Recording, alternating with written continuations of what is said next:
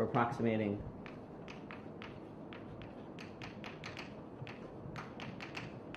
tensor networks. So I want to just review that again quickly, and then sort of cover a little bit slower just the stuff right at the end. So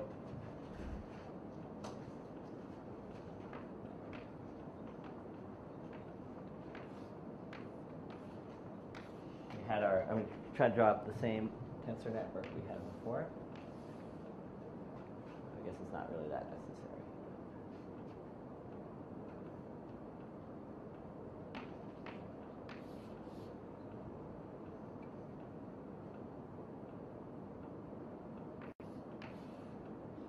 Okay, so again, this is a tensor network. All the tensors are labeled. And so it corresponds, since there are no free edges, it corresponds to a number. And we're trying to design a quantum algorithm for computing that number, or approximating that number. And so we had a notion of a bubbling, which was just a choice of ordering of the vertices. As soon as you make that choice, a bubbling sort of occurs. And so the process was first to pick a bubbling.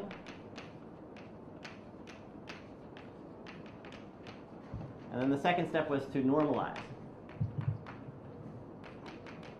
which meant This terminology is from Bond's planar. the bubbling. It's the same. It's the same thing. Yep. And so to normalize, what we mean is, as we sort of take this bubble and sweep it across, we see, right, as we sort of move from one spot to the next, every time we swallow a tensor, as we approach the bubbling, as we approach the tensor, we've already encountered some of the edges. In this case, we haven't encountered any of them.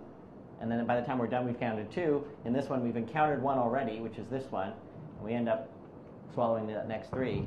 And so each of those steps defines, we can interpret the tensor as a linear map, right? In this case, it's a map from C to H tensor H, right? In this case, it's a map from this copy of H to these 3 copies of H, right? And then as we move down to this one,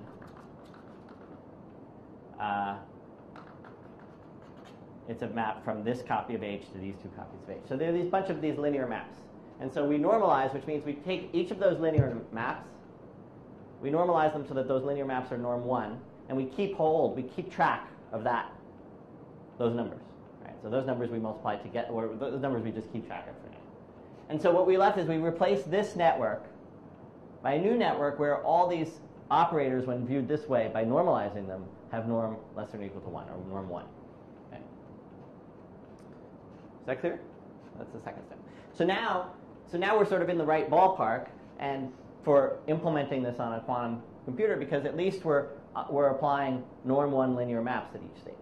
But of course, a quantum computer only can apply unitaries rather than norm 1 things.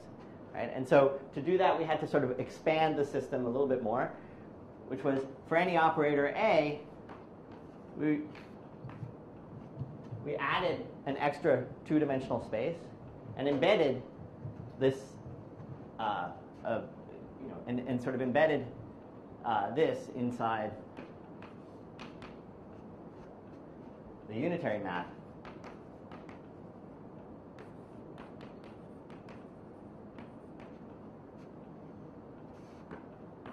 Following unitary map. And the reason we did that was the upper left-hand corner does what we want. Right? So we just keep going through that the whole way through. Right? And by the time we're done, right, we have, when we're done, here's what we're left with. Right? If we imagine that we sort of, at each of these stages, we introduced 1 extra copy of C2. Okay? And made... Jeff, I'm slightly confused with this picture. Yeah. Maybe you have to compute this the right thing. Because A is, see, suppose you think of A as going from H1 to H1 prime. Mm-hmm. Let's call it V to V prime. V to V prime, okay. Then what? Where is this acting? So this acts on some, let's call it V1. Which? let's call the V as V1.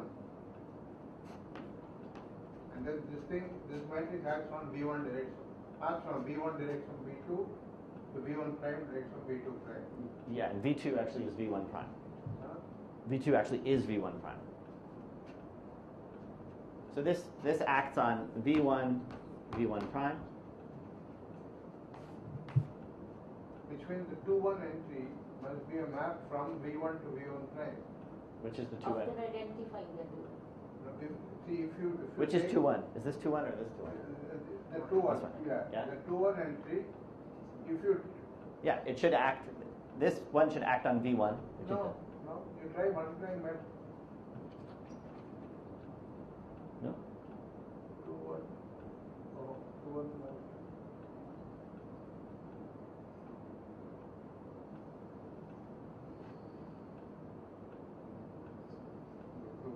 Yeah, it... Okay.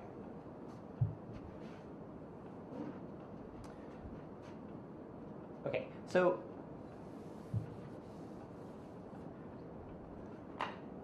what we, in the end, what we end up with, right, is a vector whose, by the time we're done, we have a vector W. And what does W have as its property? It has the value of the tensor network,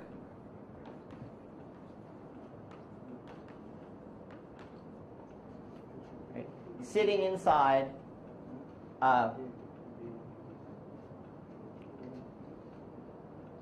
so sitting inside the component corresponding to V1 direct sum, or V1 tensor, sorry. That's what I'm saying. Let's do it this way. Is there still confusion? Yes. Okay. If let's say V1 to V2, Mm-hmm. so that we have matrix rotation, okay? In general, if you write a matrix Aij, it will go from Bj to Vi. If you Aij must map Bj into Vi. If you write a matrix, a block matrix whose Ij entry is Aij, what was no, this? you can't have A at the diagonal spot. A can only be at the 2-1 spot. If A goes No, this isn't, you know, this, if you think of it as a matrix, it doesn't, it looks like, right, it's not, it's looking like something like, these aren't, they're not square, right? When I drew this picture, they're not square. That's why you don't V1 to V2. They're two different spaces altogether. Yeah, but so this block is not a square block. That's all right. Oh, okay. It's not a square block. But what I'm saying is, in general, when you write, if the whole matrix is a map from what space to what space, is it from V1 direction V2 to itself? If you have a map from V1 direction V2 to itself, and you write it as a matrix Aij, then Aij will map Vj to Vi. So the 1-1 entry cannot go from 1 to... Right, so maybe it's a map from V1, V2 to V2 direction. Yeah. What you have is A down is not... V1 directs on V1 prime to V1 prime directs on V1. That would be okay, right? All right, but maybe we can fix all those problems by just saying, let's embed both of them into square matrices that are slightly bigger, okay, and do it that way, so that we can assume everything is square. Would that work?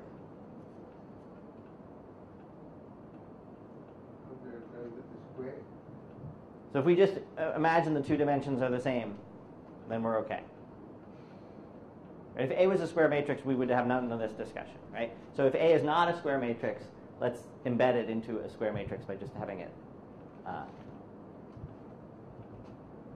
goes from V to V. So you have from V direction of V to V direction of V. Okay? Okay. All right. So if we do that, and there's another reason why that's a nice thing to do, which is because then to make that transformation, we can just think of it as a tensor copy of C2 that way, and that'll be easier. Now The point equals was to get a unitary matrix here. Mm-hmm. If you just pad it, then It'll be okay, right? A was arbitrary, right? A was arbitrary norm 1. Yeah, yes. So how are you finding it? Just with zeros. Add zeros if you want.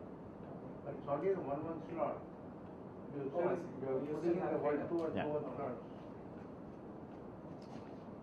So by the time we're done, we have the value, where's our map that's left, right? Because we've added all these copies of C2, right? We're sitting inside C2 to the number of tensors.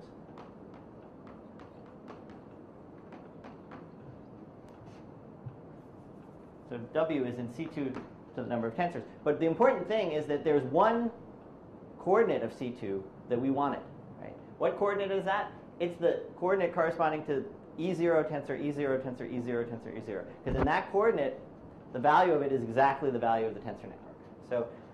So W equals tensor value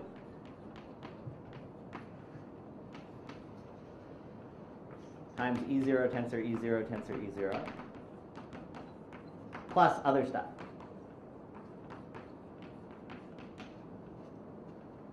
Okay.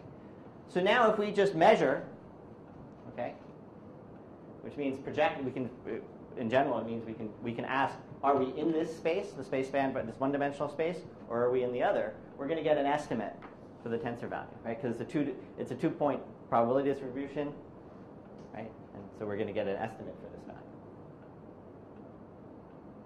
Right? So that's the quantum algorithm. So let's go over it again, right? So you sweep through these things, you normalize, and you embed these norm 1 things into to make them unitary, and then you measure at the end, and you get an approximation for the tensor value. But remember what the tensor value that we got an approximation for, right? It wasn't the original tensor. What was it? It was the original tensor normalized, right? So the actual approximation that we're going to make is going to be this value, right, times the product of all the norms that we accumulate, right, that we got from normalization. So let's call that product delta. Okay.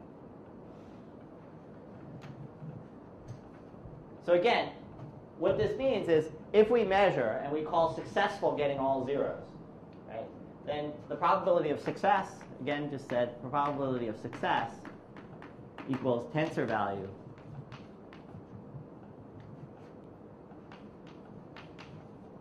divided by delta.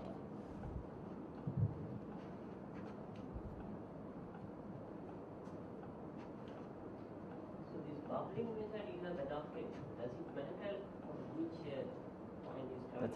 That's a great question. Yes, it matters dramatically. Different. So what's the name of the game now, right?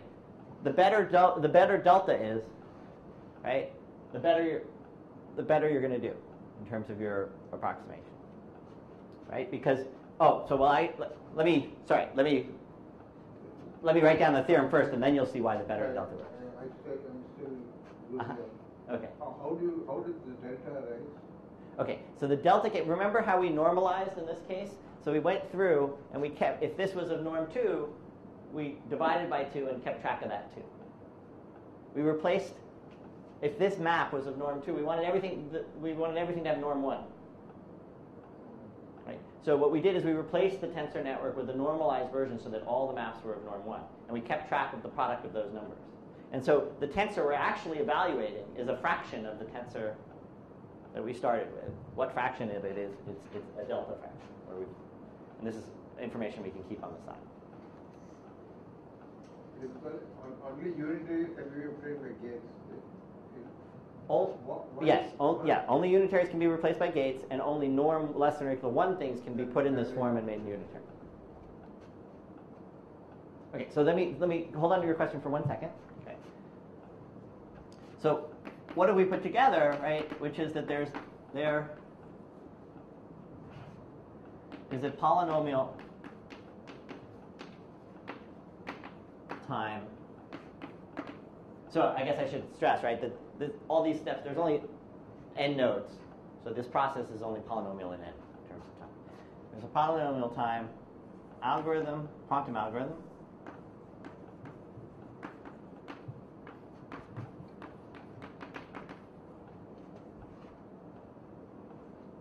for approximating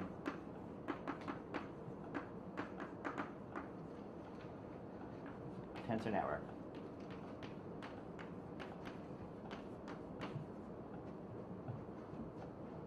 For a given bubbling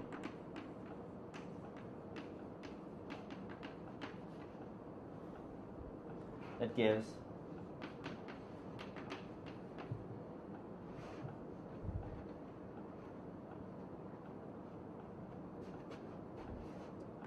the tensor value plus or minus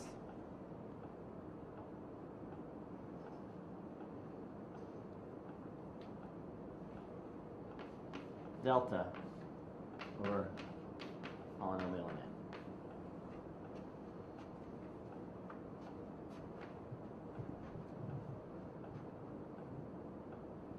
Okay, so let's just make sure we understand what this means, right? It means that the level of approximation we're getting, right, scales with delta. And you can sort of see why that is, right? So estimating a probability distribution, if you're just getting samples from a probability distribution. You're only allowed polynomial time, so you can make those samples polynomial number of times, so you get the probability distribution up to polynomial accuracy. But, right, that's the estimate of this. If we actually want the estimate of that, right, your error is not 1 over polynomial, but it's delta times 1 over polynomial, right, because you're going to have to blow up this error. Okay, so then we come back to this question, which is this delta, which was the choice of, which came from a choice of bubbling, is a natural question. Does it matter what choice of bubbling you make? And it sure does. It very much matters. And there is no, I think in fact there's probably, my guess would be it's NP hard to figure out what the best bubbling is in terms of minimizing this, but if you have a particular problem that you're in mind, sometimes you have some intuition as to what a good bubbling choice of bubbling. Okay. And so let me let's see. I can give you see if I can come up with a.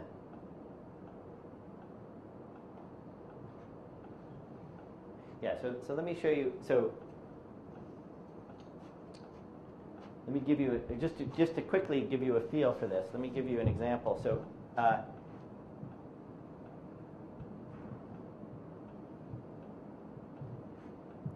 If you take the identity tensor, let's say, okay, which would be the tensor that's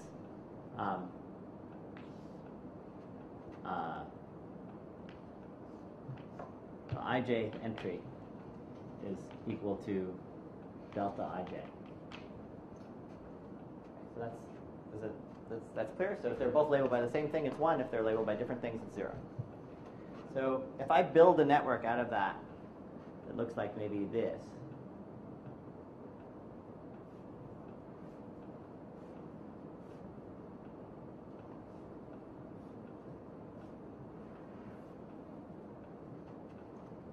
Okay. And they're all identities. Let me show you. Let me show you 2 bubblings that produce very different results. Okay. So as I come in, everything's symmetric, so I have to swallow one of these guys in some way, right? So I swallow it like this. Right? So what is this? Right? What is this map? This is the map that sends. This is a map from C to H tensor H, right? And it sends the number 1 to E00 tensor E0 plus E1 tensor E1.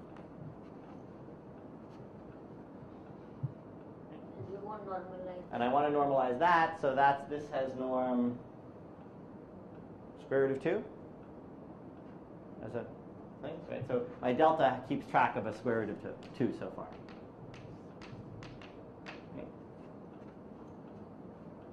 Okay, so now I've swallowed that guy. So now, now there's a nice way that I could go. If I just now swallow the next one over, I'm swallowing the identity tensor, right, from H to H. This is the identity tensor. This is the map that sends E0 to E0 and E1 to E1. That has norm 1. So I don't have to do anything to it. And now I can move around. Each of these are the same. I have norm 1, norm 1, norm 1, norm 1, norm 1, until I come to the last one. So by the time I'm at the last one, I'm looking like that. Right? So I have times 1 times 1 times 1, etc. And the last one is the map from H tensor H to C. Right? Yeah, because it's a 2 to a 0.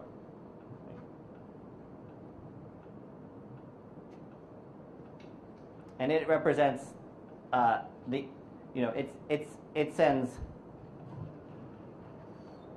it ends up just it sends. Let's see, what does it do? It's inner product with this vector, right? And this vector has norm square root of 2. It's the adjoint map of this map. However you want to think about it. So you pick up the second square root of 2. Yeah. So delta is 2 with this choice of bubbling. Let me show you a really bad choice of bubbling, which would make a very big difference. So every time I swallow things from 0 to 2 or 2 to 0, I incur a penalty that's different than if I swallow things from 1 to 1. Right? So if I was to naively go along and I swallowed this guy, and then the next part of the bubbling I went around and I swallowed this guy, right? And then I went around and I swallowed this guy, right? Then already I've incurred a penalty of square root of 2 here, square root of 2 here, and square root of 2 here. And nothing I swallow is going to have norm less than or equal to 1. So you can see that it's worse.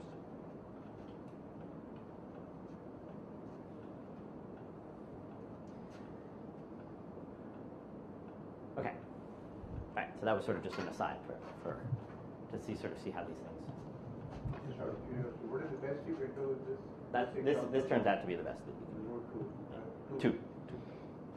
But a constant constants you don't mind, right? It's if something that's going to scale exponentially in the size of the problem, you do mind. So if you're doing this kind of thing where you could sort of incur square root to the 2 to some power, some fraction of the vertices, that's the thing. But you can always just in terms of just worrying about polynomial time, you can double the amount of measurements you do and absorb that 2.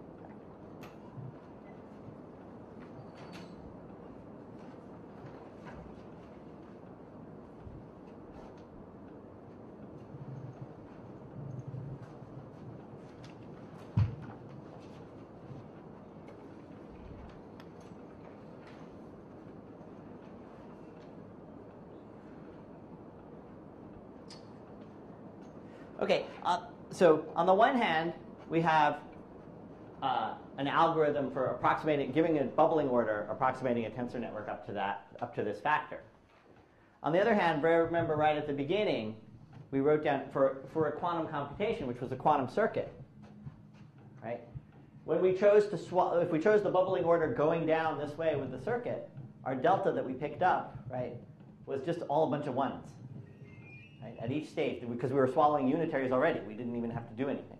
Right? So on the one hand, we have an algorithm that approximates approximates a tensor network. On the other hand, any quantum computation can be viewed as a tensor network, and if we swallowed it in this order, we would get the same level of approximation. So this is showing that they're equivalent. Right? So the theorem is, right, this level of approximation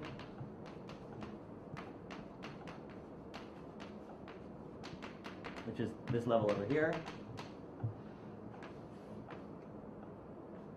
is equivalent to you can sort of say the model of quantum computation, polynomial equivalent.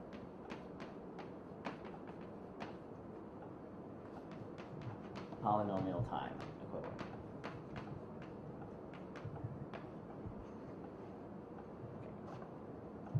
So this is the underpinnings of what I started this sort of the whole. So why are we presenting this stuff at all, right? So we're presenting this stuff at all in the context that there's sort of a visual representation of things that is helpful for sort of different things, and we covered some stuff in subfactors. And so now the point is now that quantum computation is the evaluation of tensor networks. We're just going to take that point of view, right? We're just going to say that's what we're interested in, evaluating tensor networks. So the name of the game for algorithms now says design a tensor network to do something, to compute something whose value you're interested in, right? And then you want to design it in such a way so that your delta is as small as possible, and hope that the level of approximation is useful for the kinds of things that you're interested in doing. So where does this get you? Well, here's the first thing it gets you, or a thing that it gets you. So again, I mean, this is just a point of view. We know they're equivalent, so you could have thought about them. You know, you didn't need to know this, but what does this get?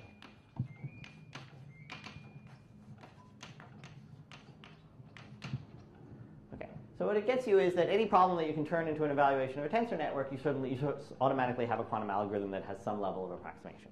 So what kinds of things can you do that for? Well,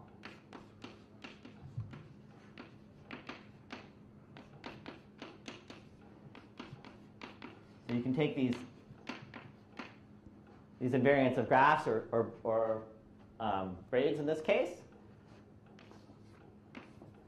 and you can, so in terms of approximating the Jones, or looking at the Jones polynomial at certain places and at certain particular values, you can turn that into a tensor network. And I'll cover at the end, if I have time, this one because it connects up to subfactors. And from tensor networks, you can turn it into a quantum algorithm, as we just said.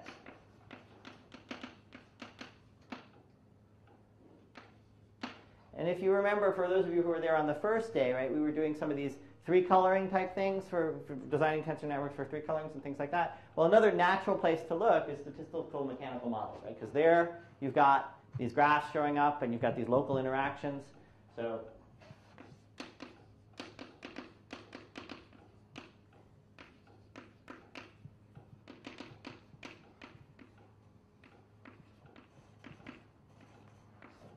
right, you can turn those into tensor networks. And then the name of the game ends up being, right, which is how good is this approximation, right? So you know, out pops these algorithms. They estimate these values, right? But they estimate these values up to this additive error. Now, for most problems, additive errors is not, you know, what you want is multiplicative error. You want to sort of predict something up to a factor of 1 plus or minus epsilon. Right here, right, it's an additive error. And if delta is too large, right, we've got a problem. But also, if the tensor value is too small, right? If we're trying to compute something exponentially small, but we're only doing it up to polynomial accuracy. I mean, even if delta is just all ones, right? Even if delta is 1, this is only polynomial accuracy, right? And so there's a real legitimate question, which is, so I should put just here, approximation, right? It's a quantum algorithm for approximating. We stress that it's approximation. And so there's a real fundamental question, which is this level of approximation anything useful for these problems? And so the answer is a little bit ambiguous. So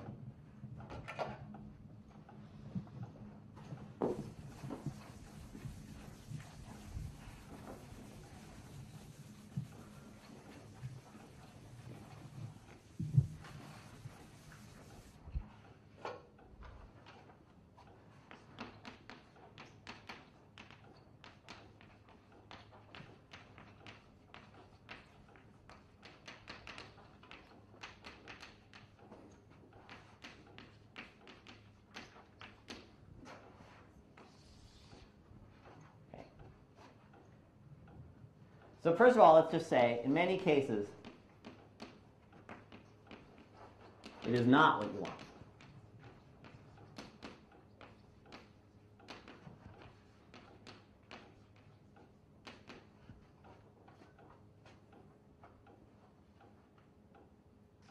Okay, if you were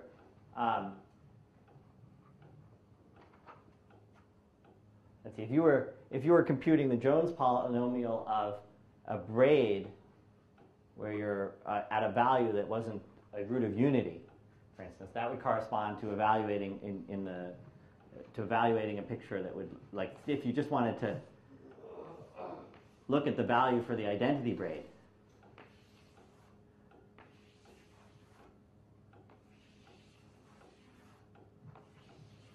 So this is a familiar picture in the temporally lead case, right? If the value of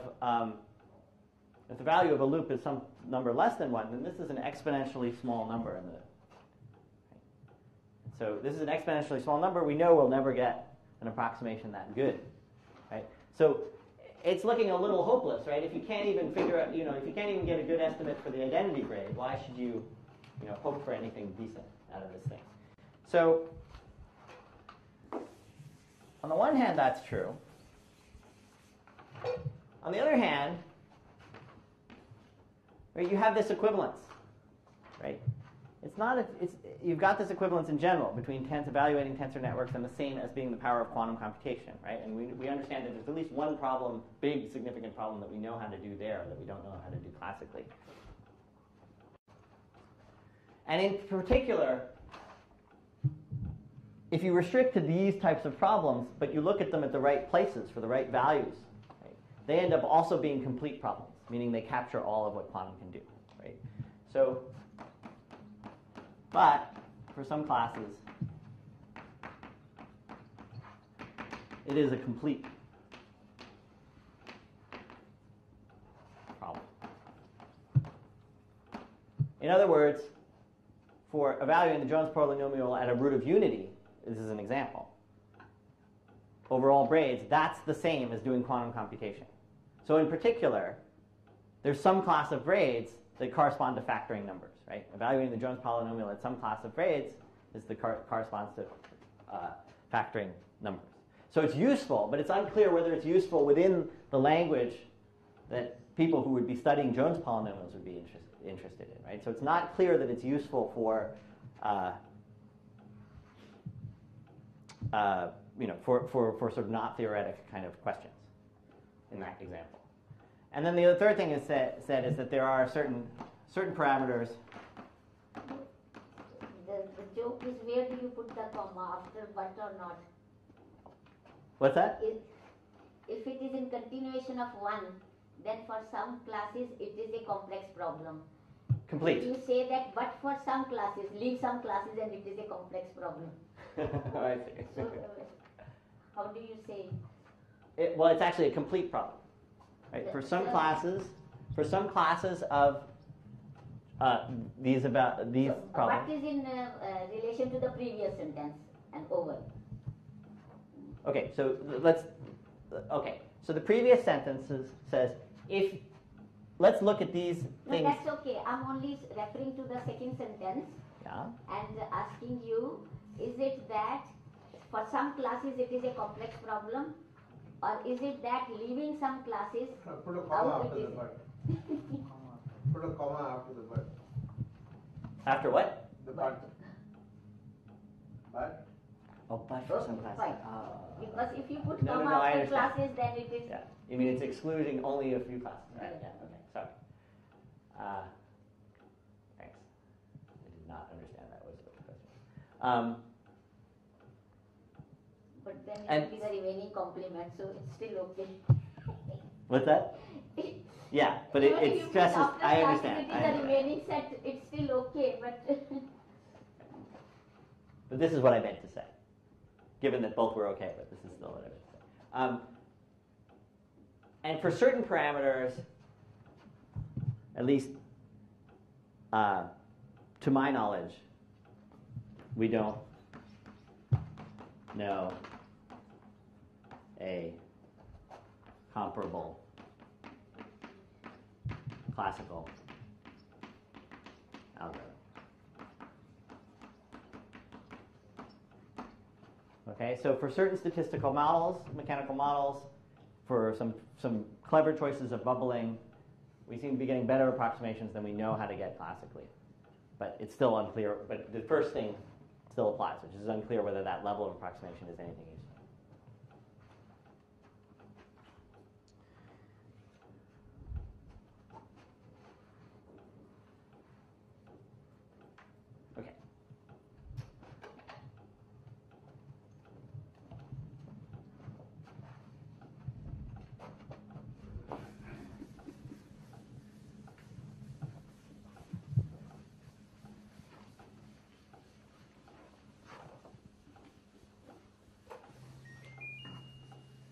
Okay, so I'm going to return to the theme of this being a workshop and ask you to think about the following theorem and how you would prove it using this newfound knowledge of tensor networks. So here's the theorem. It says that log depth quantum circuits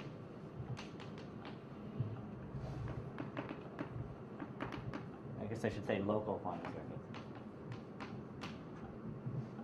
can be simulated classically.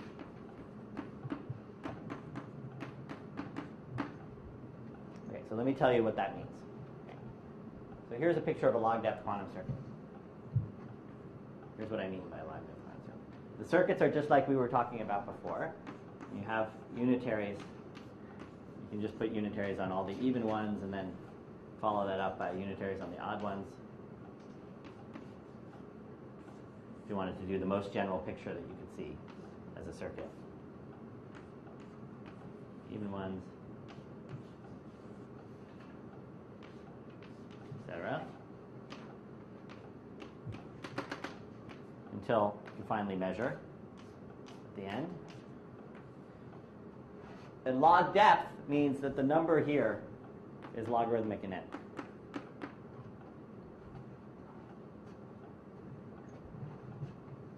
Okay, so this is a class. So we're now thinking back in the language of the original traditional language, right, of quantum circuits, right? And this is a statement that says, if you're only applying logarithmically many gates, or series of gates, they're not logarithmically many gates because there can be an order of n across each row. But if they can be divided into these time steps the way this is, log n of them,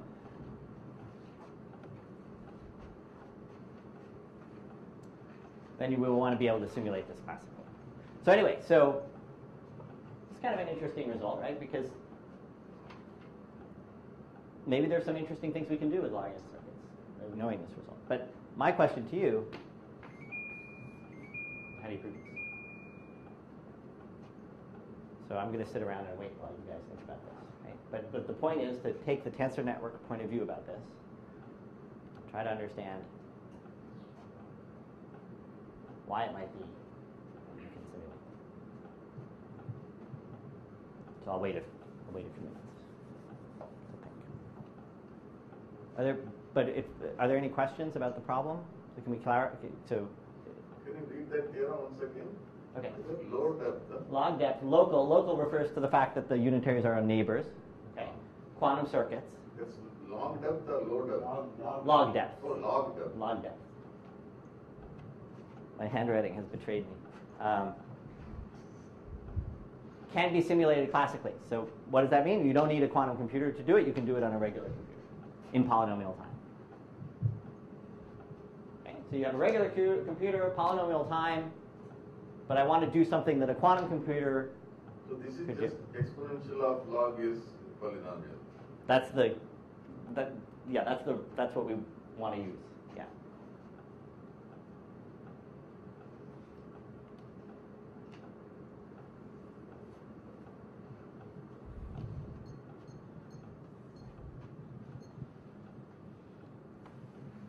So what is the question? Oh, the question is how do you simulate this thing classically? This is a theorem that says you can classically simulate it, right? So this is a quantum circuit that lies on an exponentially large space, right? The tensor product space here is h tensor to the n. It's exponentially large space. The restriction we put on the circuit is that it's not too long. It's only log length. And we want a classical algorithm, meaning not using quantum At computing. each level, the algorithm is classical. For one level of computation, it is polynomial, right? Given classically. Here? No. We're on an exponentially large space. You can't do anything classically on an exponential. Even to store this vector at the next stage, it's on an exponential space. You can't store it.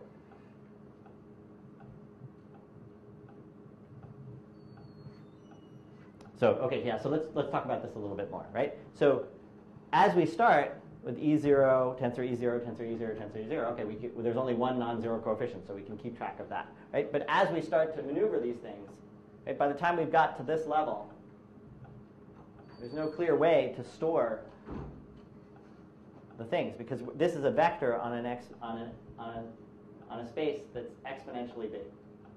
So if you want to do linear algebra on a space that's exponentially big, just looking up the coefficients even just storing anything is exponential time. So that's not going to work. You're not going to be able to classically go this way and do this. Right, that's the problem with so if we could do that, right, we could simulate all of quantum computation because it wouldn't matter how long this was. We could just do each step.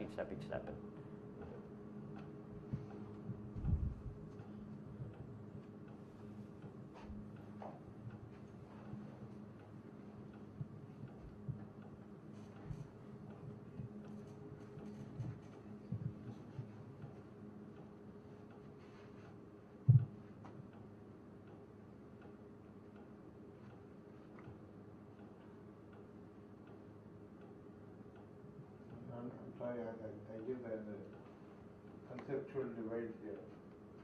Can you give an example of something, some quantum computation, so channel, which admits a classical simulation?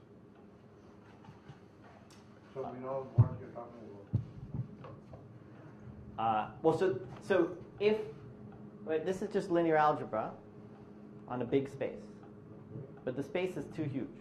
So we can do linear algebra classically, but the space is too big. So an example of something that we could do classically just fine would be if I had told you that the length here was logarithmic in n. Right? So point that out. That's a good thing to point out. So this is of order n. This is n. But if I had said, okay, I want to take a circuit that's just of order log n on a log n bits. Well, then this is now just linear algebra on 2 to the log n bits. So it's on n things. And that's classically I can do that, right? In polynomial and n time, I can do linear algebra on an n-dimensional space. Matrix multiplication is like n squared or n cubed or something like that, depending on how fancy you want to get. And storage is no problem. You can sort of recall, look up things, and you can sort of, that's what a classical computer, you can think of a classical, okay, so maybe a way to think of a classical computer is you can basically do linear algebra on, if we were to draw a circuit diagram in this language, right, we would be talking about circuits, any kind of linear circuits. They wouldn't have to be local in any way on log n. Any kind of no unitary restriction. You wouldn't have to do measurements at the end. You just have the actual end. You can see that vector, right? So you can look up anything, any coefficient you want of the vector that you want to look at.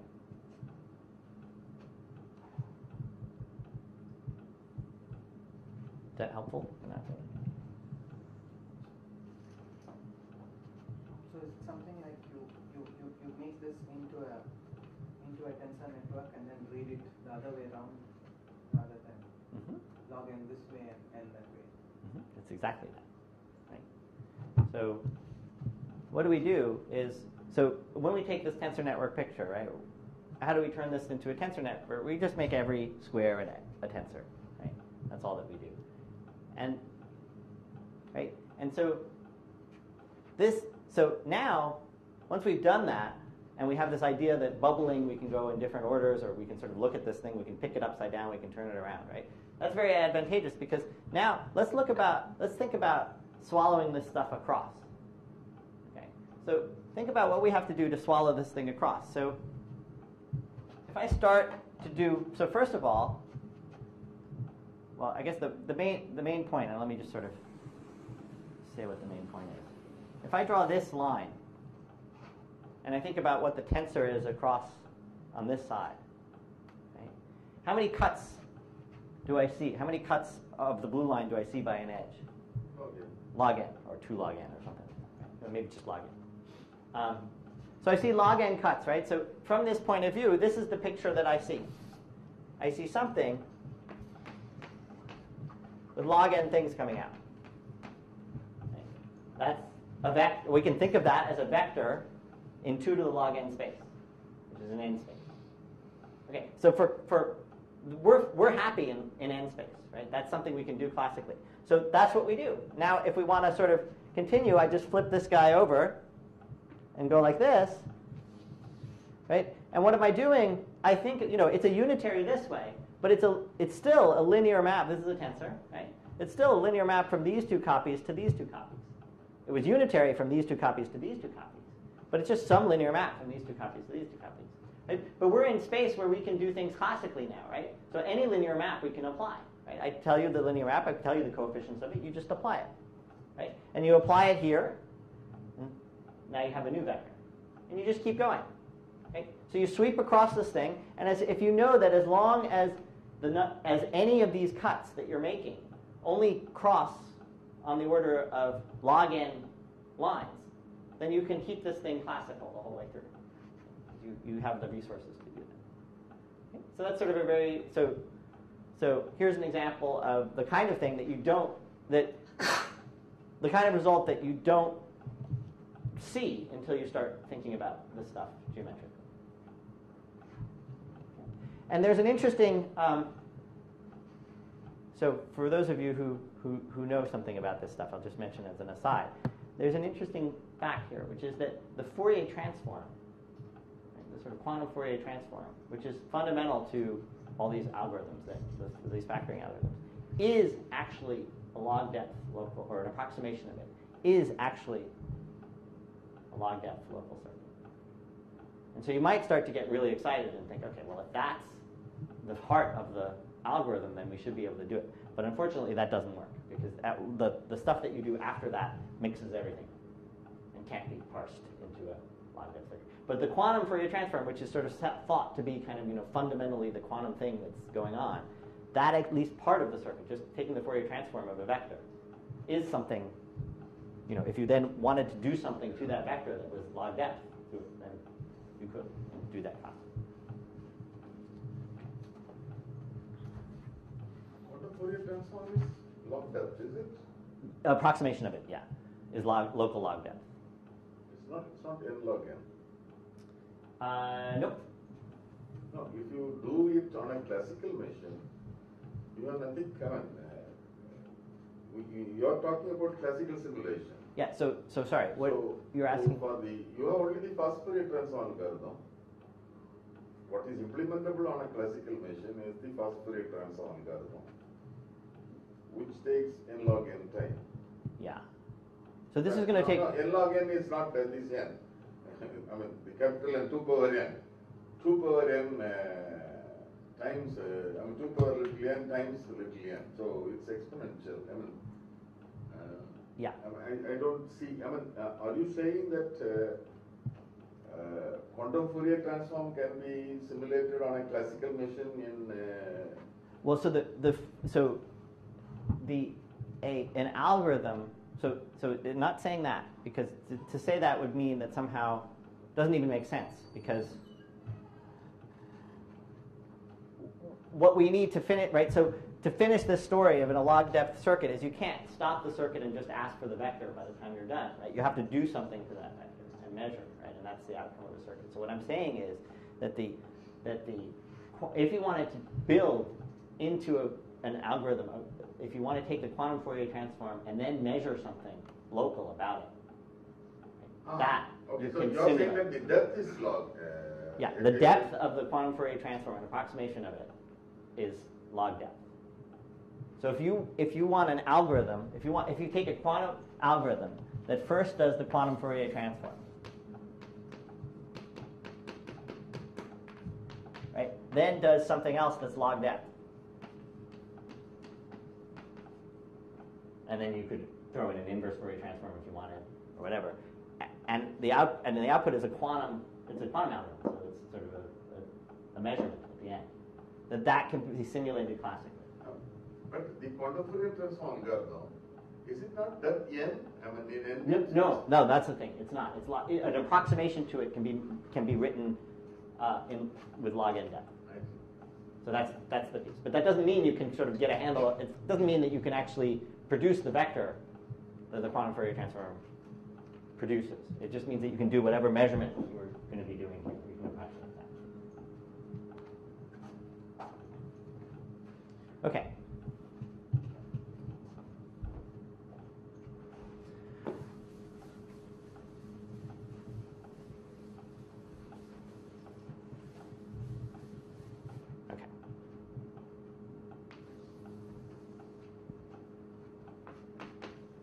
So now we're going to talk about something that's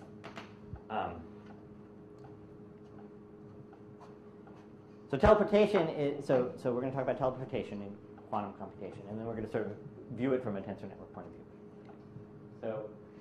So teleportation is the following phenomenon in quantum computing, which is if I have a quantum state, so see how to say it. Okay, so if I'm over here and VJ is over there, and I have a 2-bit quantum state, and I want to send it to VJ, and so I wanted to finish off with VJ having this state, which he doesn't know. There is a way for us. You also don't know this state. I don't yet know the state. So VJ and I can collaborate at the beginning. Okay, we can collaborate at the beginning.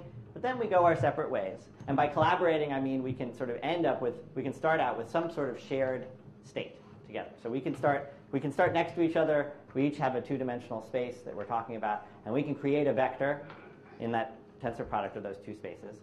Right? And then we go off our separate way, and somebody comes along to me, and he gives me a quantum state. And I would like to pass it over to VJ. And I want to pass it over to VJ.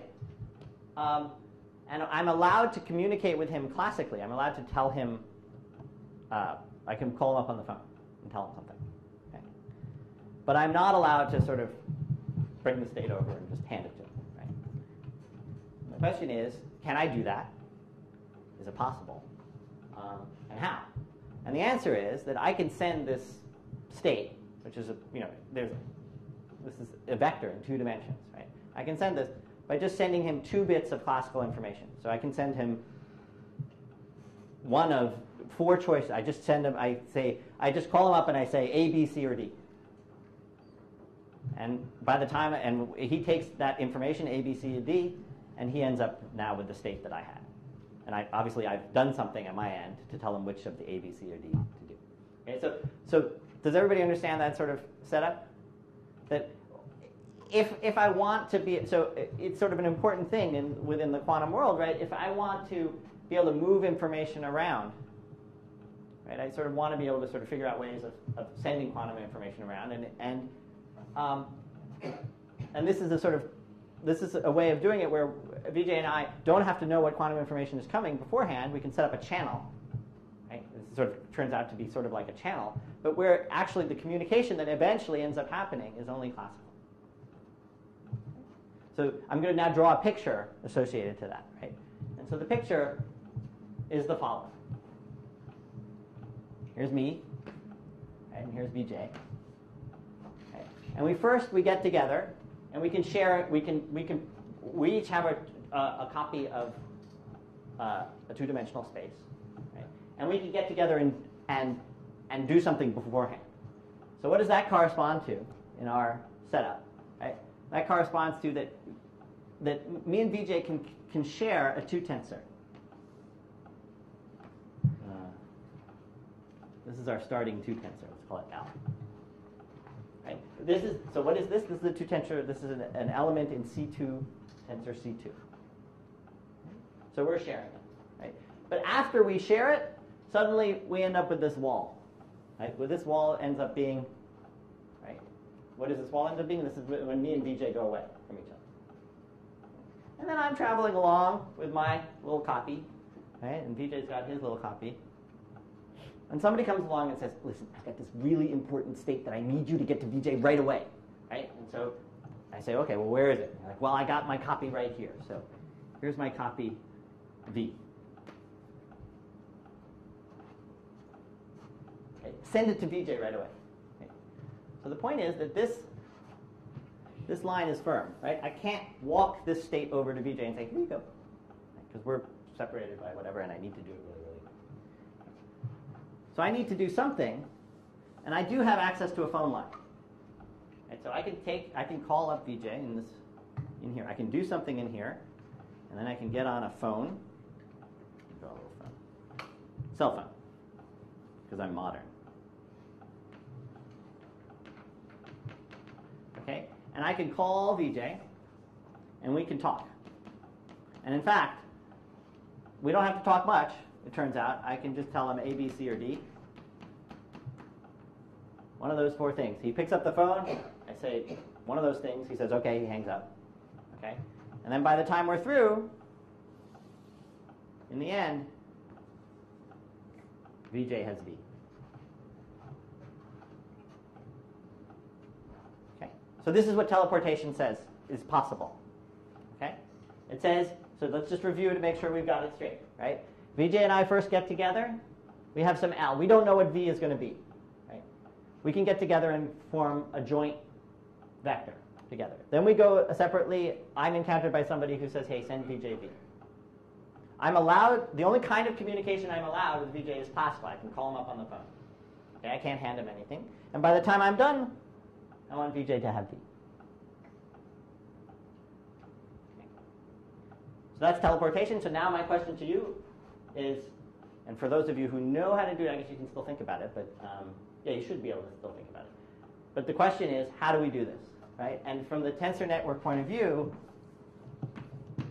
it should really be suggestive of what you want to try to do. You should really get some intuition right away about what we want to try to do.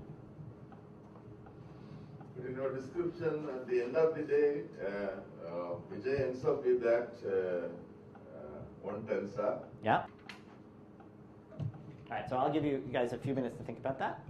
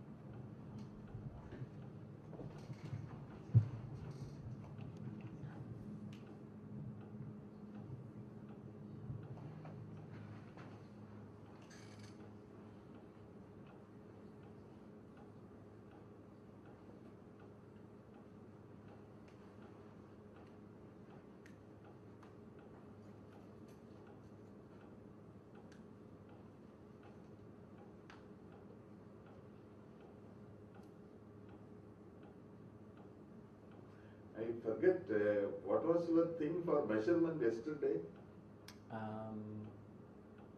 What does the tensor picture look like? Yeah, in the tensor picture you had something for measurement. Just at the end. So yeah, I just wrote down the projection onto 0 for measurement, because I wrote down a tensor network whose value was the outcomes, with value was the probability of getting 0.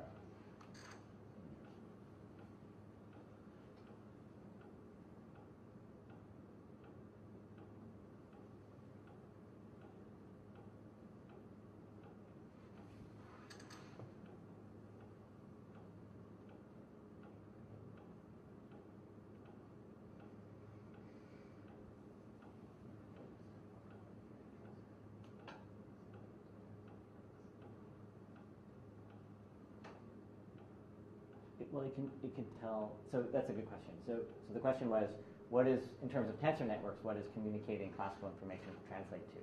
And so what it's going to translate to is, I'm going to be telling VJ to do one of 4 things, basically. On his end, he should do one of 4 things. Right? So if we want to sort of analyze further what this means, it must mean that I do something, and based on what I do, I tell VJ to do one of 4 things. And what are the kinds of things that he can do? He can apply unitaries, right? Or he can measure. Whatever things I can do is I can apply unitaries or I can measure. Until I measure, I don't have any reason to be able to, whatever I could have told him, if I haven't measured anything yet on my side, there's nothing I can tell VJ that I wouldn't have been able to tell him before. I've gained no information. Right? So if we think about it some more, I have to measure. Based on that measurement, I have to tell VJ basically what to do. And then VJ does it. If that helps a little bit.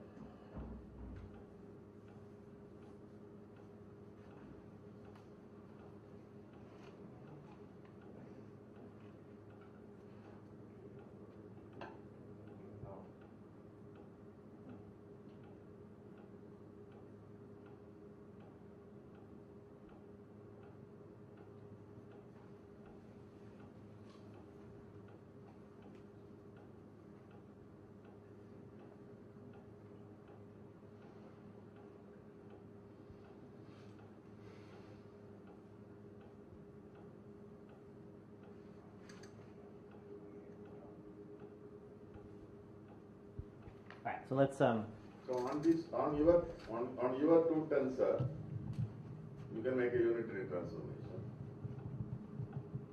on my two tensor, I can make a unitary transformation. That's Unitary true, transformation so that your measurement comes to some standard thing. right? And based on what that outcome could be. Then you measure, Yeah. which means you So evaluate the tensor, and that whether the value is 0 or 1 or 2 or 3, then that you communicate. right. So that seems to be what sort of, if we just sort of backfill, what I have to do is I have to apply some unitary, measure, right? I get one of 4 outcomes. I send those outcomes to VJ. Which one happened to VJ, right? And based on that, he does something over here.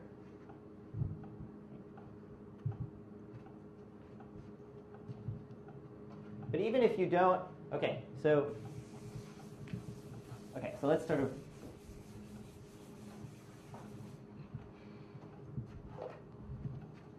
let's just think about this. Let's just look at this one more time. This big thing is what the unknown stuff. We don't know what happens in it. Okay? And this is we have a choice of what L to put here that we can do beforehand. Okay? And by the time we're through, we want to end up with this picture. Right? So there's VJ has, there's this line here, and VJ has this one thing, and by the time we're through, if we look at that one thing, what's it supposed to look like? It's supposed to look like V.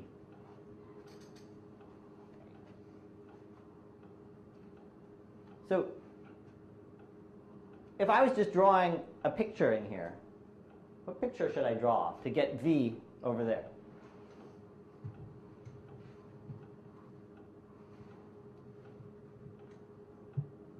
So, I can't just do that, right? Because I can't cross over the thing. What can I do? Just from a picture point of view. Just think of these as strings. Braid both your strands of B and L. So what does braid mean? Like exchange. Go like that? Is that what you meant? As in, somehow transfer information from this to the. Right, so there, if I just did this, we'd still be stuck because we haven't crossed the wall. Like you do a joint unitary so that you move the information from. Okay, yeah, so wouldn't it be nice if I could do that? So what would happen if I could do that? Well, what would I end up over here with? I'd end up with V. This is just a tensor network formalism. We're not cheating in any way. Composed with L.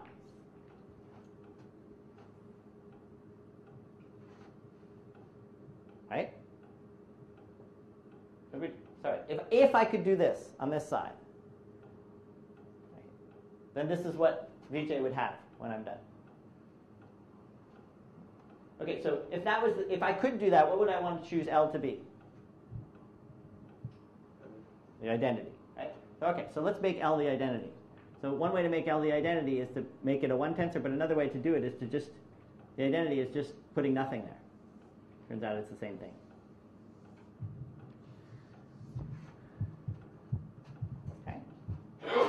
So if I was able to put this picture in and I choose L to be just the identity, this would be great, right? I'd be done. It's perfectly things, right?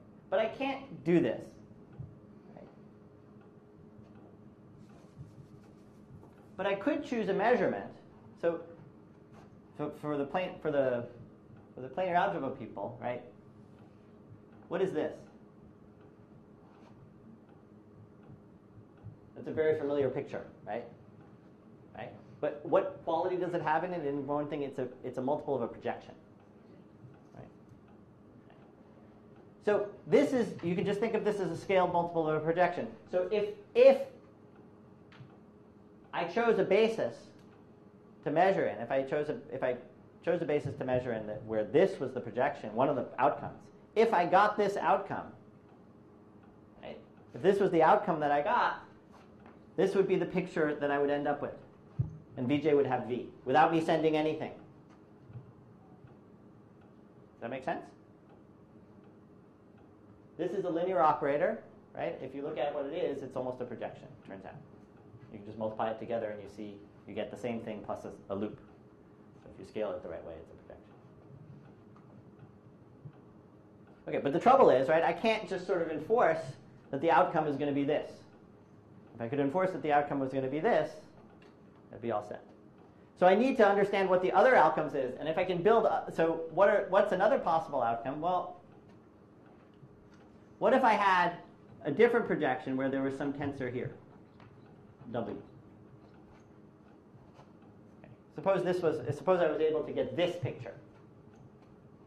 Okay. What would I have to send Vj? So what would Vj be looking at when he's there at the other side? He would be looking at V and then W. Right? So for him to get V, what would he have to do? He would just have to invert the linear map W if it was invertible. Right? So if it was a unitary map, he would just have to apply U star.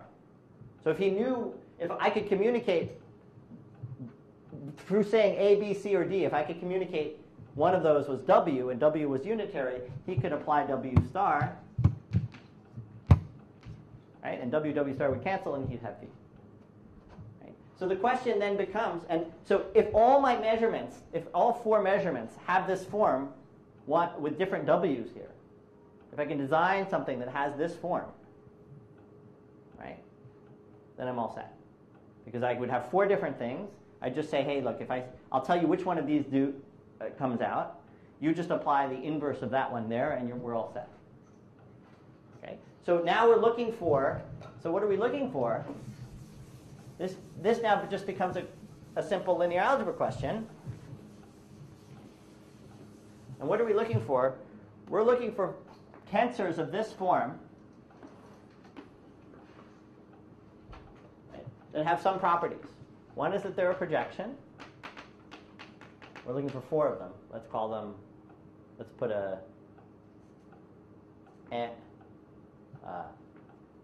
m sub I going from 1 to 4. I need it to be self-adjoint. That's why I'm putting the same m on the top of them. Right? So I'm looking for tensors, right, that are projections when thought. We want this to be a projection. But what else do we want? We want this picture to be unitary. Right? Because if this picture is unitary, Vj can reverse it on the other side. And the third thing that we want is that we want the sum of these four pictures. Right? We want the sum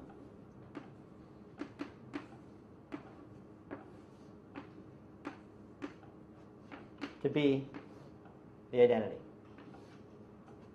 Because that's the condition we need for measurement. Right? If we can design four guys who sum to the identity, who are projections, then that forms a measurement. And if I measure according to that measurement, and these guys turn out to be unitaries, then I can then just tell him, Vj, which of these four guys showed up, and he just inverts it. Okay? So the question is, can I do this? So I'm thinking, so let's just write down these various conditions, right?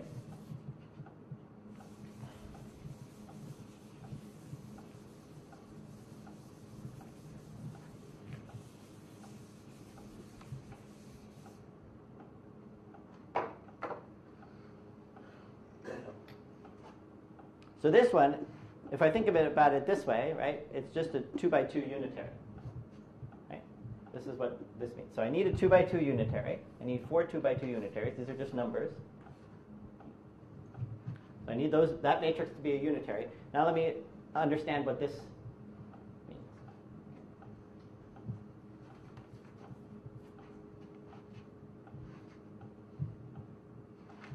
So I need this thing to be a projection. So what does that mean? That means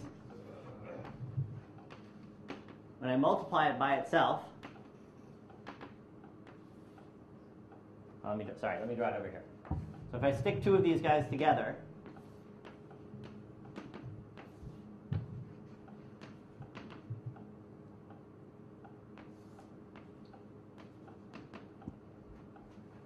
I want that to equal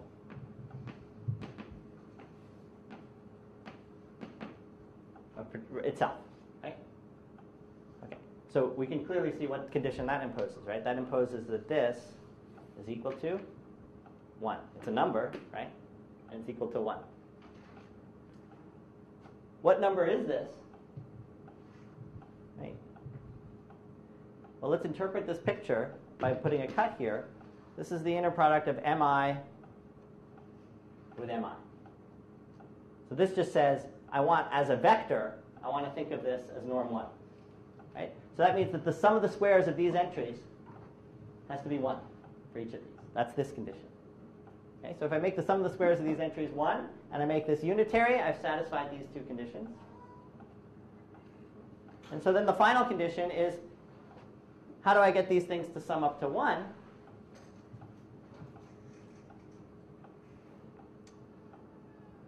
Let's see if I can sort of say that very quickly.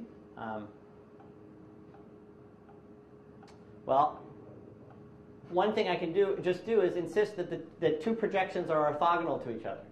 Right? So if every pair of projections are orthogonal to each other, then we've got 4 projections on a 4-dimensional space which are orthogonal to each other. There's no choice but them to be summing up to 1. Right? So if I look at the inner product, so I want mi times mj to be 0 for I not equal to j. So let me write down mi times mj. How is it, the only way that this thing is going to be 0 is if this quantity is going to be 0. And this is the inner product of mi with mj. So what am I looking for? I'm looking for numbers to put in here so that they're all unitary. And you inner product any two of them when you treat them as numbers. When you treat them as a 4 vector, if you take, they should be orthogonal. So let's try to build such a thing. So we had a candidate for one of them, which was the identity, right, on here. The one candidate was this, right, with nothing here. So let's draw what picture, what that's the picture of. So that is the picture of as a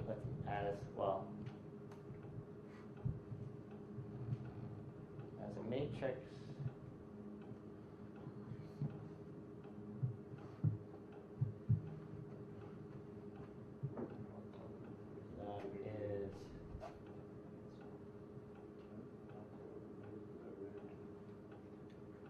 that is sorry for a second. Sorry, something I said that was wrong here. This is when I think about these guys as maps, they're unitaries on a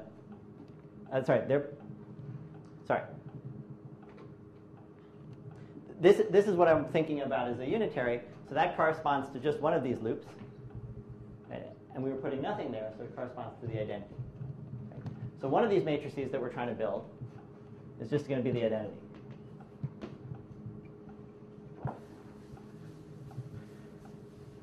Except we have to normalize it correctly. So it ends up being, 1 over the square root of 2.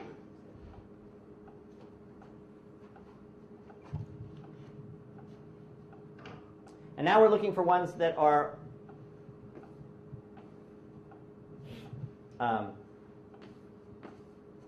we want orthogonal matrices to these guys. So an obvious candidate would be something like this, right? This has the property that it's a unitary matrix, and then when I take the pointwise inner product, it's orthogonal.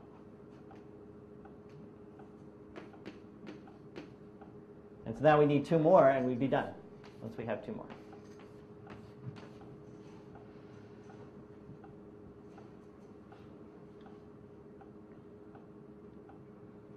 So another choice could be to use this structure to keep it as at 0, 0s. Right? And if we want something whose inner product with here is 0, we want to put whatever we put here, we want to put minus it there.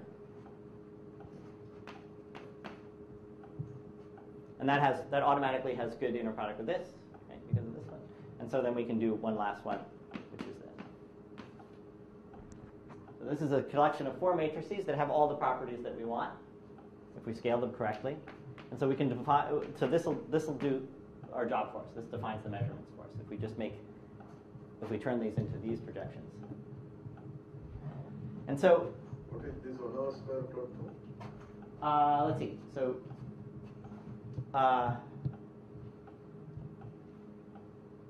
What would be unit vectors? so Now, Yeah, then unit case it should be 2. If it is unit case, there should be nothing. let's see. And the normal vector is 4-dimensional, right? No, these are 4-dimensional matrices or 2-dimensional matrices? Well, this picture was going to be a 2-dimensional matrix, so half of it. Well, those are also 2-dimensional matrices, is it? These are, because they're Matrices you 2. have written? What's that? Those matrices are 2-dimensional matrices or 4-dimensional? 2. Sorry, these ones Oh, were supposed to sorry, be 2. yeah, I thought they were 4-dimensional. Okay, so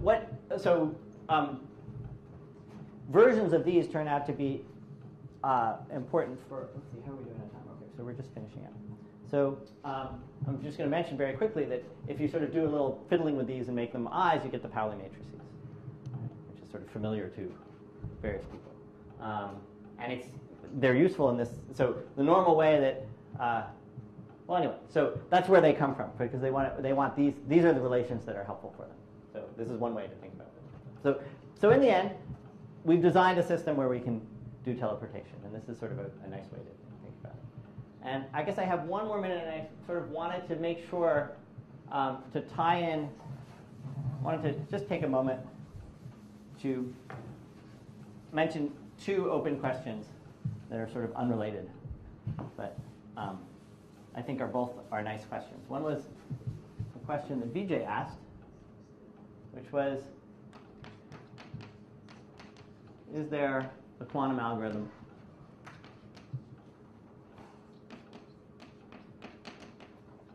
for computing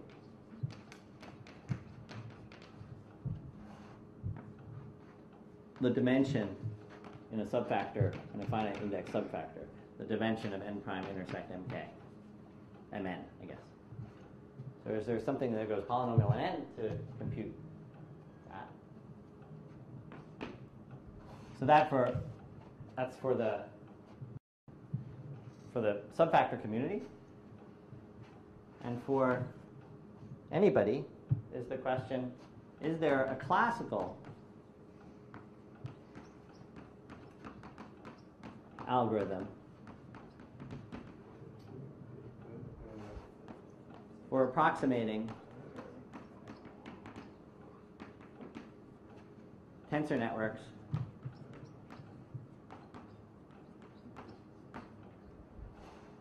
all of whose tensors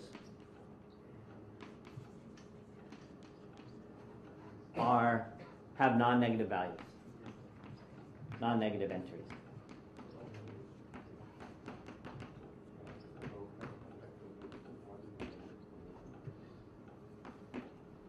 Okay, so let's just to be clear, I want to understand if I have a tensor network, say, and suppose I know that each of these tensors in this, when I label, no matter what I label things by, each of the tensors spit out non-negative numbers. So everything is positive or 0. Right? There's no negative. Then is there a classical algorithm for doing this? And the reason to think that there might be, to approximate it at the same level that this quantum algorithm does it.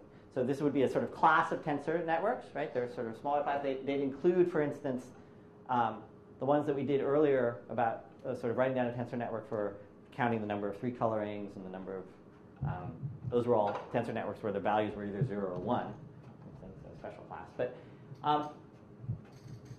here's the intuitive reason that most people would say, yes, surely there is. Okay? So the intuitive reason would be the way quantum seems to work, quantum computation seems to work and has an effective, is it sort of deals, it deals with cancellations. That somehow you're computing something and it kind of handles cancellations well. It's sort of, so if you can get various things to cancel and they end up with some sort of result, that quantum is the way to kind of get at that. And if you have all non-negative entries, this is just a big, this is an exponential sum of numbers, but none of them are negative, right? So there's no cancellations going on. So this doesn't seem like a kind of problem for which a quantum computer would have any advantages.